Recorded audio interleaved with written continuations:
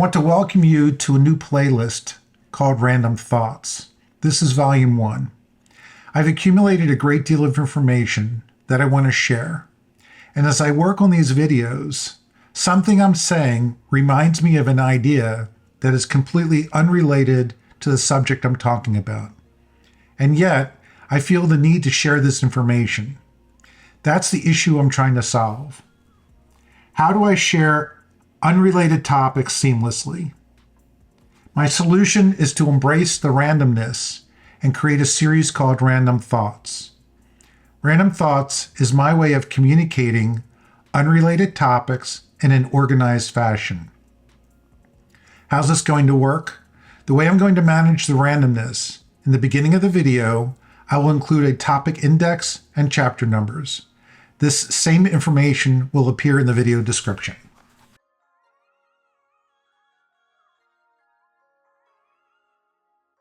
Volume 1 topics: the software and files that are be stored on GitHub, supplier links, the test equipment that I use, how to make your own test equipment from the modules of the 6502 project, phases of software development that I follow, and the overview of the upcoming video series on the AVR64DD32.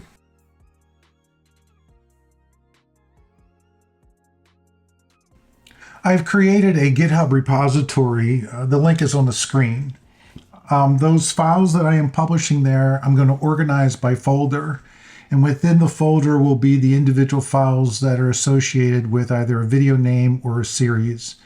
Or I will have stored them in something called Altium, which will be all the project files related to the Altium projects or PCB designs. All files that I am publishing are considered to be in the public domain. You are free to use those files without restrictions. Supplier links. My main parts distributor that I've been using for many years is Mouser. Their website is excellent. It's well organized and easy to use.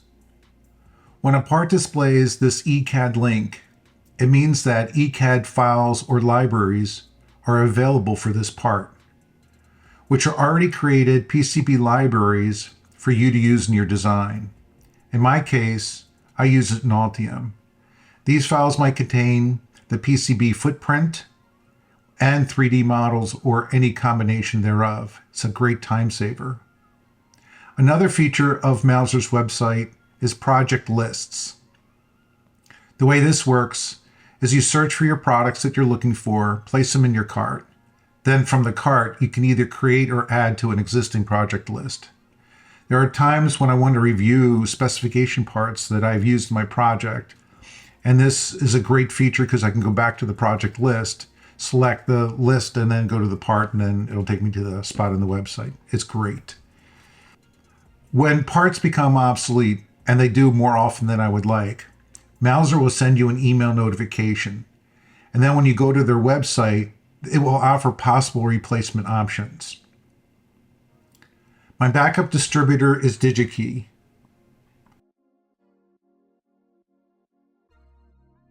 I get my printed circuit boards from JLCPCB or Osh Park, but I prefer JLCPCB. Depending on a project or potential project I might be investigating, I will sometimes purchase a development or starter kit to gain experience with new technology before I accept projects. Not all development kits are available for Mouser or Digi-Key. Here's a list of other suppliers that I might use: Future Electronics, Newark, or Arrow. From a hobbyist perspective, there's Jameco, Adafruit, WaveShare, and SparkFun.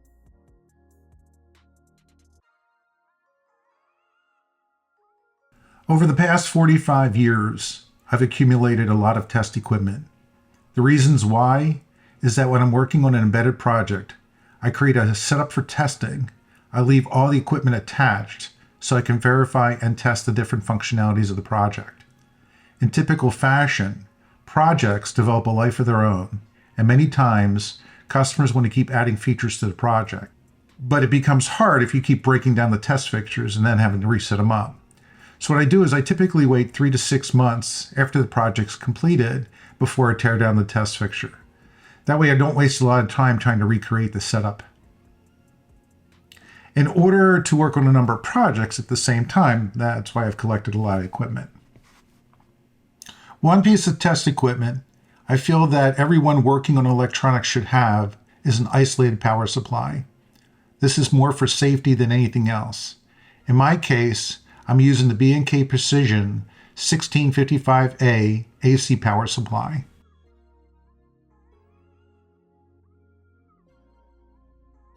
You don't need a lot of fancy test equipment. If you've looked at my 6502 project, you'll see I've created a lot of support modules. Most of these support modules can be used as a low-cost piece of test equipment. As an example, in the past, I've used these type of devices for production line test fixtures, hardware simulators, and data recorders. I'm working on a series of videos where I will review each of these modules and provide sample code and use cases. For now, the point I want to make is you don't need a lot of fancy test equipment. You could do a lot with a simple AVR64DD32 or similar device. Most times when I'm working on a project that includes a number of external devices, be it probes like temperature, ORP, dissolved oxygen, sensors, lighting, it doesn't really matter. The devices we are going to connect to the final product is either not available during the initial development phase or is limited in availability. However, the circuit specifications are known.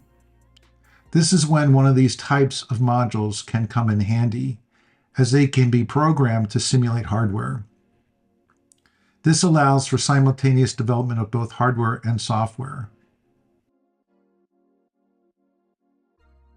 I'm currently working on a series of videos which outlines all the different features of the AVR64DD32. More details will be presented later in this video. For now, the AVR64DD32 video series will be using the FTDI module for all of the demos. Let me walk through the FTDI module. There's really nothing to the board. There's a micro USB connector which connects the PC to this board. The USB port provides 5 volts of power, so there's no need to connect a power supply to this board. The micro USB connects to the FTDI chip. The FTDI chip performs several functions. One, it takes the 5 volts and makes a 3.3 volt power supply. Two, it has the communications to and from the PC. 3, it communicates to and from the AVR chip. 4, it also has the ability to be programmed. See test points 18 through 30. I will create a future video on this feature later. So with a few lines of code, you now have the AVR connected to the PC. At the bottom of the module, you notice a couple of things. One is a breadboard area, so you can solder components and put together custom circuits as you desire. And that way you can make this board customized to anything you need it to be. There's also 2 sets of 5 volt and ground connectors. That way you can supply power to your circuits that you're designing. Since we're using this module as a standalone piece of test equipment, we get a number of items for free. All unused pins are connected to test points. Another set of pins that were intended to be connected to the host computer, H2, have LEDs attached to them. We'll be using these LEDs in future demos. And if you go to page 2, you'll see that all common pins that are labeled are also connected to LEDs. In summary, we get a lot from this module. USB connection to the PC and AVR chip. We get a 5 and 3.3 volt power supplies. We get status LEDs. And we have an area that can be used for custom hardware, allowing this module a great deal of flexibility. a number of ground posts, which will come in handy. You'll see later, there's never enough ground points.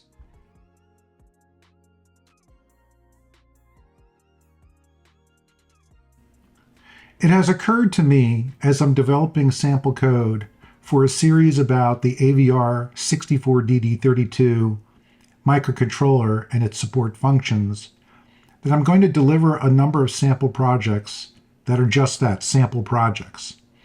Unrefined code that demonstrates the highlighted functions operate correctly, which is really not my nature to share raw code. I have reviewed a lot of sample code that manufacturers share to demonstrate how hardware works, and they are abstract in nature.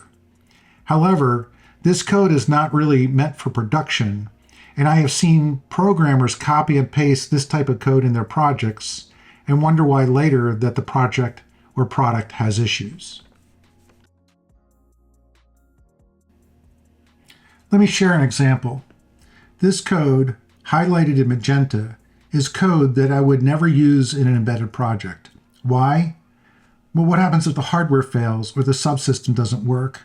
Or maybe it's not even configured correctly. And this line of code will never exit.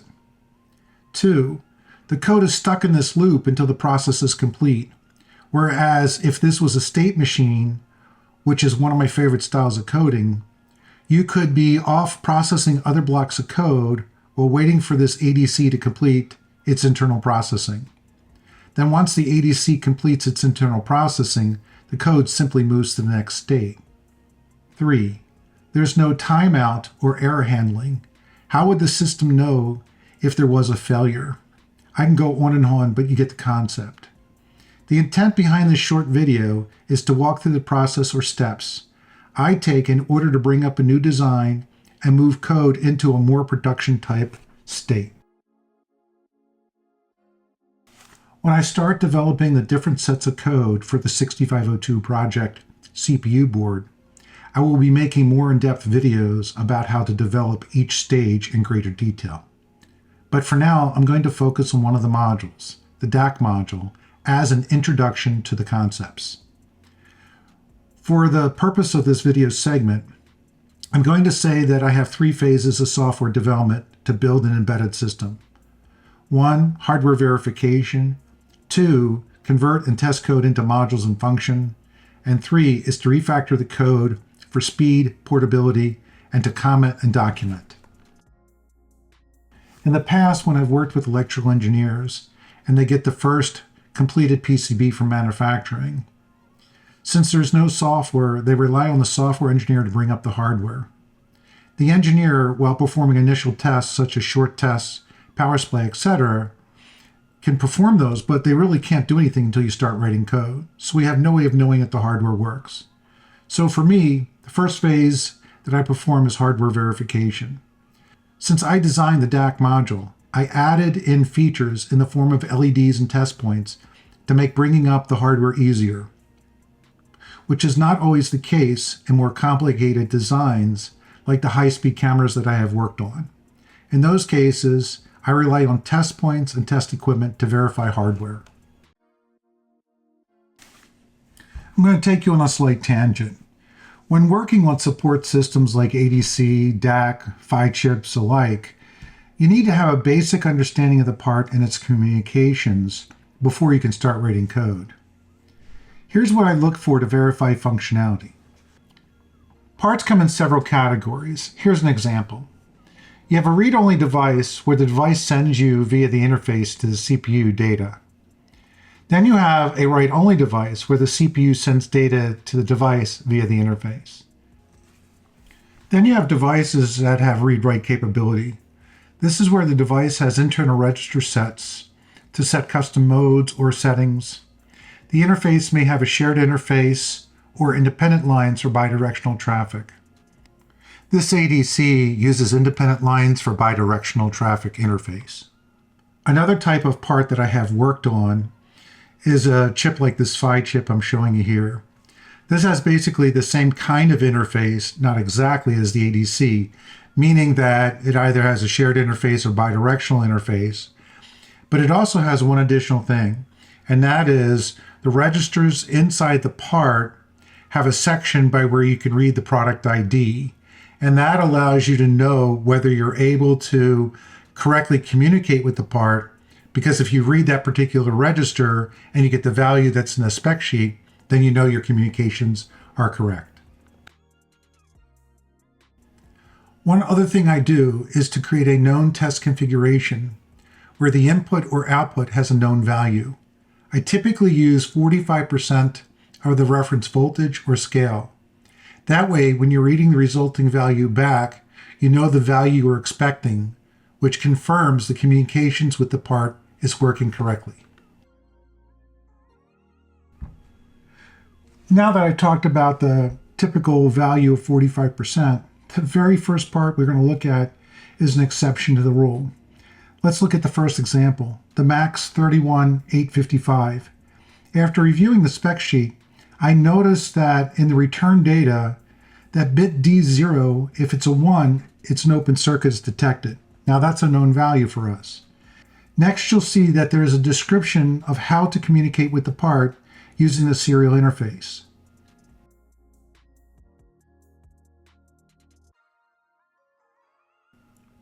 Then in Figure 2, the interface text is also displayed as a timing diagram, which you read from left to right.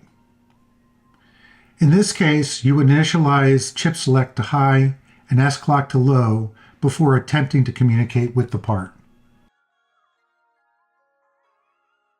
In a similar fashion to the MAX chip we just looked at, the DAC chip has a serial interface as well.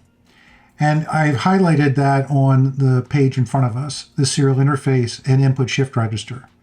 Please note that the input shift register also has, when you send data to it, a couple additional bits in the front before you specify the data output value. In this timing diagram, you'll notice that it's in a different order than the previous one. Sync is really our chip select. So you should start off with sync high, then drop it low, then start executing your clock cycles. Now we're looking at the ADC chip. I'm starting this presentation off a little different than the other ones I have done. I'm starting this off by looking at the timing diagram. And the things that I want you to note is that the timing diagram has data going into the chip, and at the same time data is coming out of the chip. This is one of those bidirectional buses I'm talking about.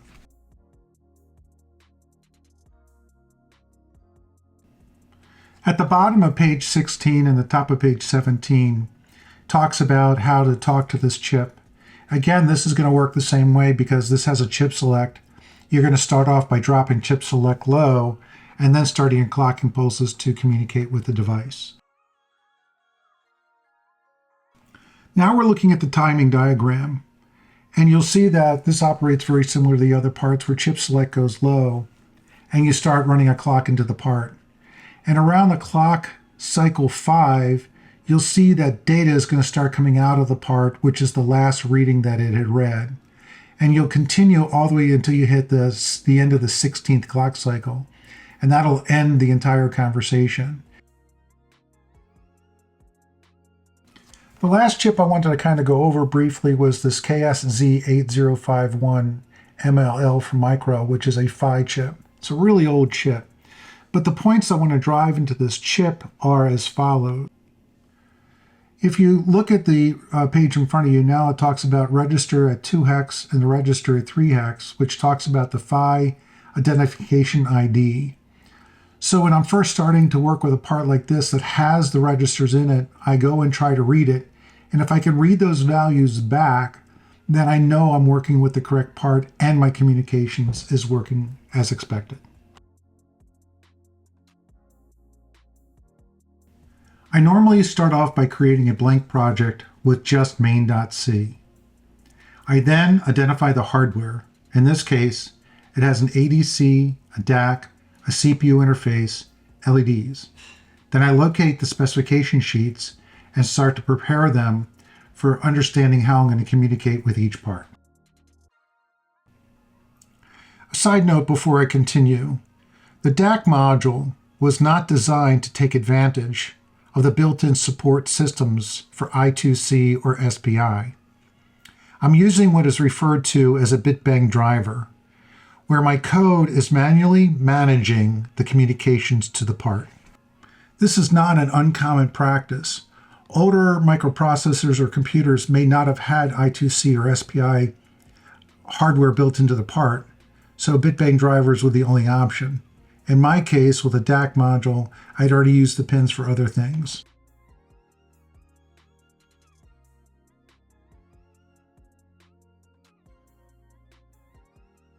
So the first circuit we're going to look at is the ADC. And in front of you, you're going to see that there's two ADC chips, each with two channels. And these are looking at the reference voltages that are going to be applied to the DAC. The whole point of this particular circuit is to look at the voltages that the DAC sees as its reference and maybe adjust the software by offsetting the DAC at some point in time. However, what we're really looking at here is just the ADC and its communications. So you'll see that there's chip select 0 and chip select 1. Those are the ones that are unique for individual parts. And then there's D in, D out, and S clock. And those are common. So when I go to talk to an individual chip, I will lower the chip select of that part, and then I'll communicate with it. And then I'll use the same function of code, but change the chip select and talk to the other part. Next, you'll see that I am using PF5 through PF0 to communicate to the ADC part.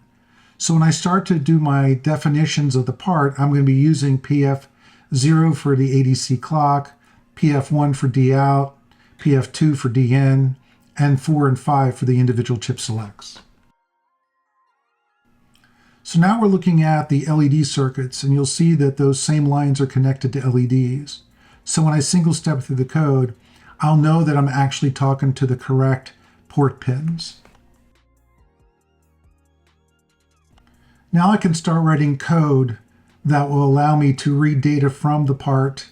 As you can see from the timing diagram that we talked about earlier, chip select will go low, we'll send the appropriate number of clocks out, and at a certain point in time, we'll start reading back data.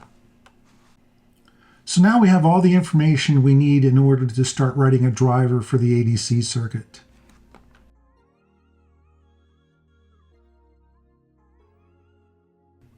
Now we're looking at the DAC hardware. On this screen in front of you, you'll see that I've highlighted channel 0 and channel 1, but off to the right, you'll see that there's channel 2 and 3. You'll notice that chip select lines are unique, and the data in and S clock are common to all of those. Now we're looking at the CPU, and you'll notice that PD5 and PD4 are used to drive the data in and the S clock pins. Continuing to the other side of the CPU, you'll notice that PC 0 through 3 are connected to this chip select line 0 through 3 of the individual DACs. Again, just like I did with the ADC on this board, I have all of the DAC lines sent to LEDs, so when we single step through this code, we'll be able to see the states that the lines are in at the time. The only other thing I wanted to denote here is that when we look at the timing diagram, the timing talks about sync line, but that sync line is really my chip select line. That sync line goes low to start the entire conversation. Now we're looking at the CPU interface to the 6502 board.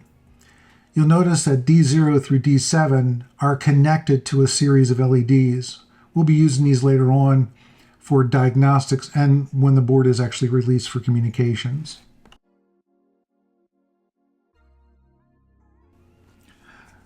Now that I've identified all the connections between the CPU and the individual circuits, we can start to write code.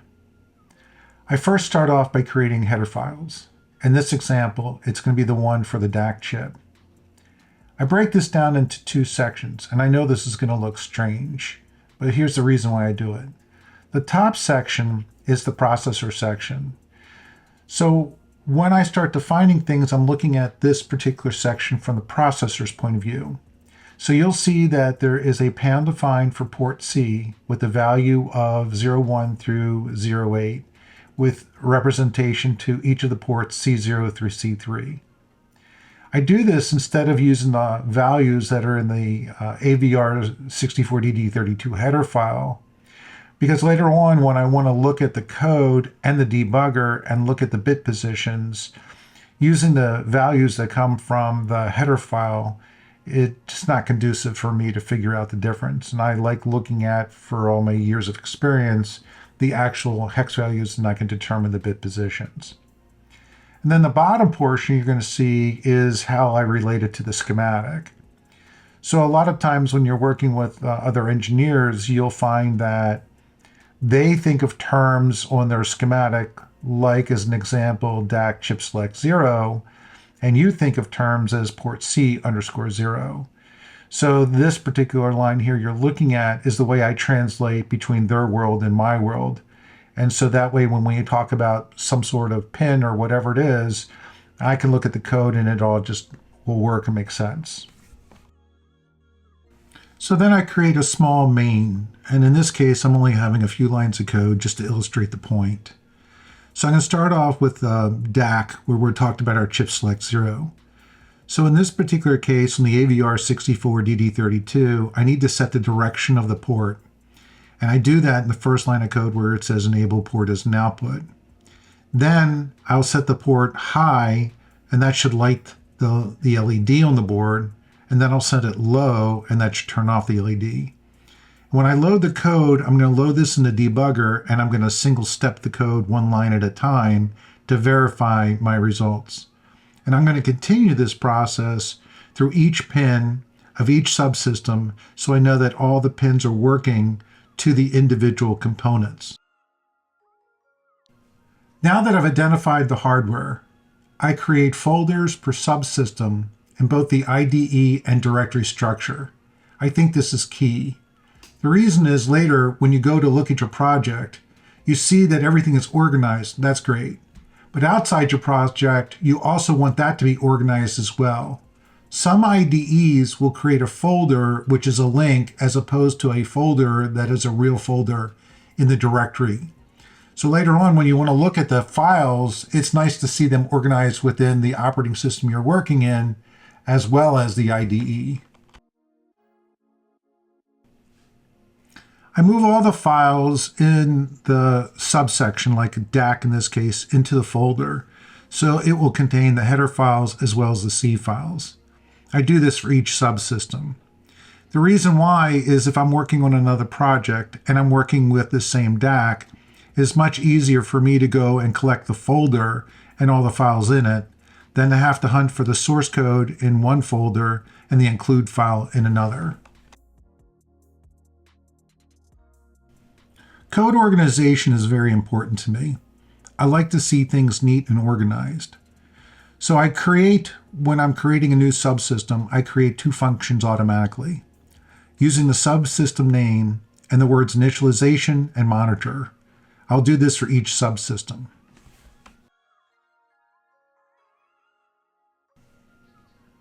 At this point, we've proven that all the control lines to the individual subsystems are working. Now it's time to start writing code for the individual system itself.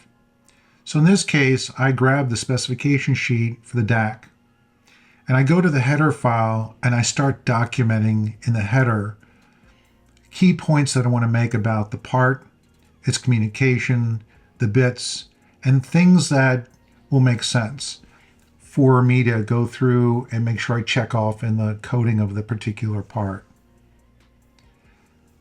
The reason I do this is that in 3 months from now, you're going to decide that there's something that's not working correctly, or you want to modify it, or whatever it is. And then you're going to have to go find the specification sheet, try to reacquaint yourself with the part and how it works. This is the opportunity to do that here. Make as notes as long as you want and as detailed as you want. Because to me, everything you do in coding, you should spend more time documenting than you should spend coding. In the small world of embedded code, you don't have these fancy operating system features which give you scheduling and multitasking. In the embedded world, you have to emulate that yourself. I do that using state machines. Let's look at the DAC state machine, or what I call the monitor. There's an array of 4 DAC channels, and each index into that array is managed through the variable DAC active index. So if you look at the state machine, you'll see that there's an update flag. If the data has been changed, it'll automatically go to the state machine for writing the data to the DAC. If it's false, it'll go to the next channel process.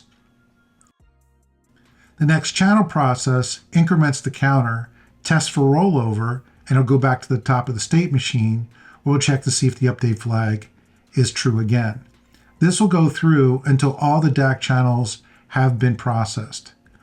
Then, if a update flag is set, when it does come and find that it's set to true, then you'll jump into the write monitor, which will call another state machine called the DAC write monitor, and will continue coming through the main monitor to the DAC monitor until all the state machine states have been processed in the DAC write monitor, where it comes back to the idle state.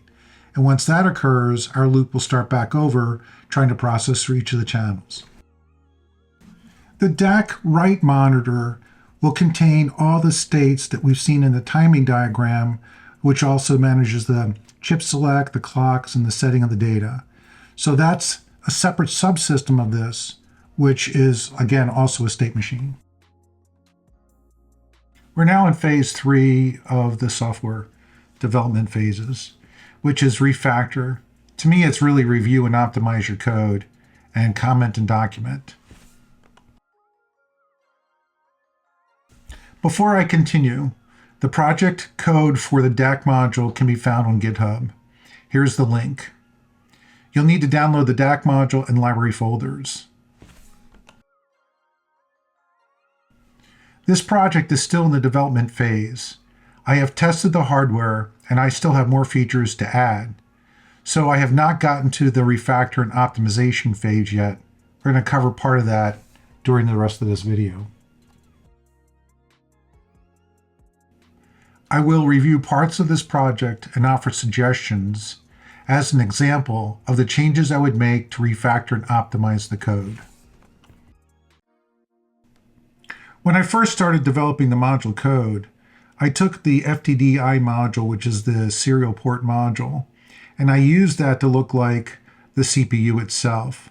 This way I could send commands to any module and debug them. And the first thing I did was to monitor the serial communications. So I created a command list in each module. Those commands are in ASCII text, and they'll take up a lot of room. Now I know the easiest solution for me would be to take and send a single byte command instead, which would give me 255 possible combinations based on the byte. And the only thing I need to do to make sure is that if I take a look at all the modules and look at all the code between the modules to make sure that there's enough room to do the commands within 255 possibilities. I believe there is, and that's probably what I'll end up doing at some point in time, is reducing the code size by reducing the ASCII into a byte command instead. Another area that I would take a look at is the state machines. When I first start developing a state machine, I have a tendency to make it verbose, where I'm doing one command based on the timing diagram at a time per state. And then later on, I'll come back after I know it works and optimize it. To me, it looks like I'm looking at the DAC states now for write. It looks like I've pretty much optimized it at this point, but that's an area that I would definitely look at. So I'm sure you're asking yourself the question, why do I need to refactor? At some point, resources are not unlimited. Speed and performance does become an issue. I don't care what hardware you're running on. I started off as an embedded engineer many years ago. We had very limited resources, and I had no choice but to refactor and optimize my code often. There just wasn't room to expand code because of the hardware limitations. Over the years, I've worked with a lot of software engineers who've had a different mindset than I do. Their attitude is, if it works, ship it. Then they spend a career maintaining that product or products because they didn't take the time to thoroughly test, evaluate, and comment. So what do I do? Is it the best practices? Well, again, that's a matter of opinion. I've worked with a lot of different companies on different projects. I always have found myself not trying to change everybody's mindset, but to conform to their code or standards that they've in place. When I work on projects by myself, I follow my own philosophy. To me, coding is very personal. Companies have standards and what they consider best practices. Saying that, I try to write what I call conversational code. Let me explain. So let's go back to the DAC monitor we looked at earlier. You'll see that DAC monitor is this function in front of us. And each of the state machine states starts off with DAC monitor states and then start writing. Then it says, oh, wait for write to complete. Then process next channel. That's more of a conversation and a comment at the same time, and it's telling a story. Instead of using hieroglyphics or some sort of fancy coding structure or whatever. And the other thing I know people are going to complain about is that they don't like the underscores. Yeah, I get that. I get beaten up on that all the time. You could use camel case. Some people use camel case where the DAC is in lowercase and the capital M with no underscores. That's your preference at that point. This happens to be mine because it looks like easy to read English to me. Today, we're not strapped with the limitations that we had years ago. In the beginning, labels were limited to 8 characters in size. Today, well, I haven't created a label of size that a modern compiler has balked at, so be descriptive. It costs nothing more. There's a tool I like to use called Doxygen to document my code. Here's the link for the website. It's an application that reads your code and converts it into a website. It's awesome. What you're looking at is a set of code that was generated by the microchip software when I generated this project. And you'll notice that they already are working in the Doxygen format. They actually start to generate the Doxygen set of code for you. And on the right side of the screen, you'll see that this particular file is already highlighted and that it's already part of the website, and I had to do nothing to accomplish that. Here's an example of a module called the CPU Communications Interface, where I've already started to do the Doxygen format. One of the benefits now from Doxygen is it creates a flowchart, so you can see how the code flows, or what modules or includes are being used in your code. It's an excellent representation so you can see the entire picture. We're back looking at the CPU interface. And what I'm showing you here is at the left-hand side of the screen is the scripted version of what I did for Doxygen. And then you see on the right-hand side of the screen the website that it produced with nice clean text. By using Doxygen, I need to reread my comments and convert those comments into Doxygen format so they appear correctly in the website. What this really does is it forces me to correct the comments and descriptions so they are meaningful and do make sense. Otherwise, sometimes if you look at my code now, you'll see that there's spelling and typos. There may even be typos in that. But by using Doxygen, it forces me to go back and review my comments and descriptions so that they are correct, which is really the point I'm trying to make. The benefits of having a website with little to no effort is worth the time. I can search the website for code and much, much more. In summary, these are the processes I follow, and they have worked for me for many years. The 3 phases are hardware verification, convert test code into modules and function, then refactor, document, and comment. In reality, there are a lot more steps within the phases. I just wanted to break down for a simpler approach for you. As I start to produce the videos on the different modules in the CPU, I will be more in depth. This was meant to get you thinking about the bigger picture of coding and documentation.